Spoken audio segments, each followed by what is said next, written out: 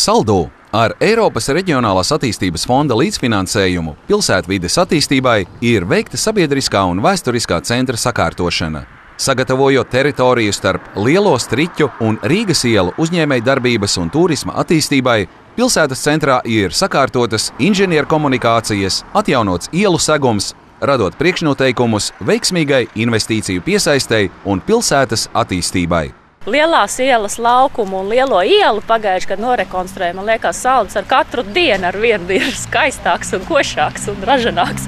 Par investīciju piesaisti un ražošanas attīstību ir domāts arī pilnībā rekonstruējot pilsētas nomalē esošo Robežu ielu, kura tagad palīdz atslogot vēsturiskā centra ielas un vienlaicīgi uzlabo iedzīvotāju dzīves kvalitāti, nostiprinot saites starp pilsētu un laukiem un padarot ērtāku nokļūšanu pilsētā arī lauku iedzīvotājiem.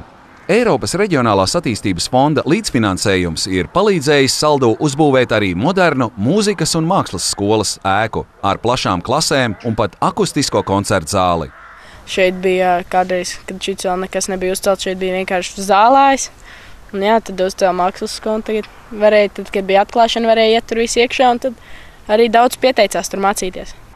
Īstenojot Valsts Reģionālās attīstības aģentūras administrētos projektus ar Eiropas Reģionālās attīstības fonda līdzfinansējumu, Saldū ir sakārtotas ielas, sakopts vēsturiskais centrs un radīta mūsdienīga interešu izglītības, mūžizglītības un kultūras pakalpojumu infrastruktūra.